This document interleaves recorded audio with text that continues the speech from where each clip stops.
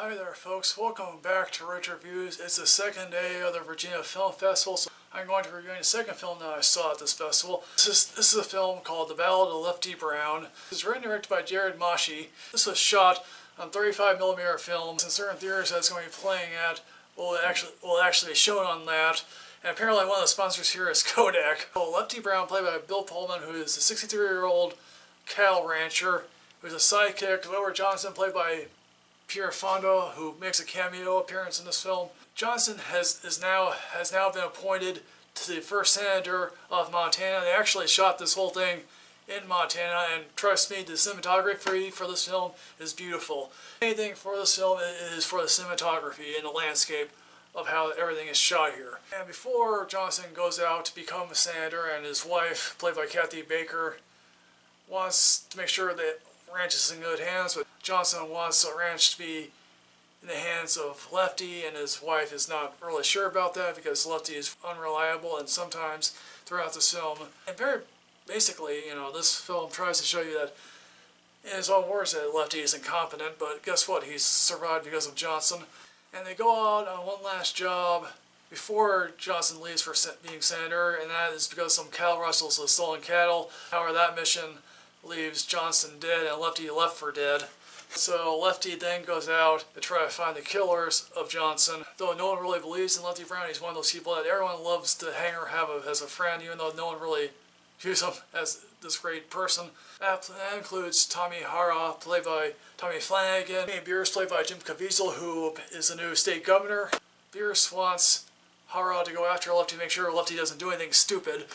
And Pierce, all the meanwhile, is trying to open up the state to investment in the railroads and other interests that benefit him, more or less. And on his travels to find the killer, Lefty stumbles upon a kid played by Diego Joseph, who's like, he idolizes those penny novels of, what the West is idolized to be. What this film really tries to do here is, and I think to a certain degree, Mashi succeeds in trying to deconstruct the tropes and the myths of what the West was and what it actually is.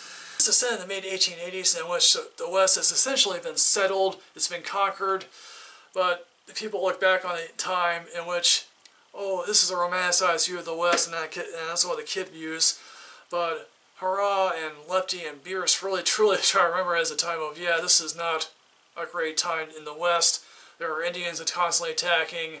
You could go days without seeing anyone. Towns are now sprung up. The railroad is here. It's going to come. And no one's going to be left isolated anymore. In a lot of these Western films, particularly in the John Wayne era, the good guys, oh, they remain good.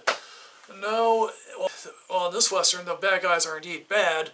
But basically, the good guys here are at best flawed individuals, including Hara, who has spent years on off the bottle due to the Indian Wars of all things. The fact that, yes, if it weren't for Johnson, Lefty would be, he'd know what he'd do. He'd just be incompetent to roam around doing nothing. And Lefty basically realizes he wants to remain part of that old West, the idealized West that doesn't really happen. And yeah, a couple of gunfights do happen in here.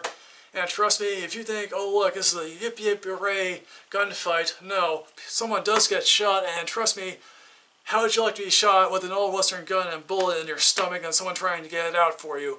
Trust me, it's gut-wrenching to see that happen. Again, great performances all around. The Ballad of Lefty Brown is going to be released in a handful of theaters by A24. It's going to be on DirecTV after that in December. Is that The Ballad of Lefty Brown to me is a matinee rating because there quite frankly is some really great material plus some lovely scenery. So folks, The Ballad of Lefty Brown, have you seen this? Have you seen this film on the film festival circuit? What is your favorite Western? What's your favorite John Wayne Western? What's your favorite John Ford Western? Please put it all in that comment box below, folks. As always, folks, like, comment, subscribe, enrich yourself with knowledge. I'll see you next time, folks. Yeah, on the third day of the Virginia Film Festival. Yeah.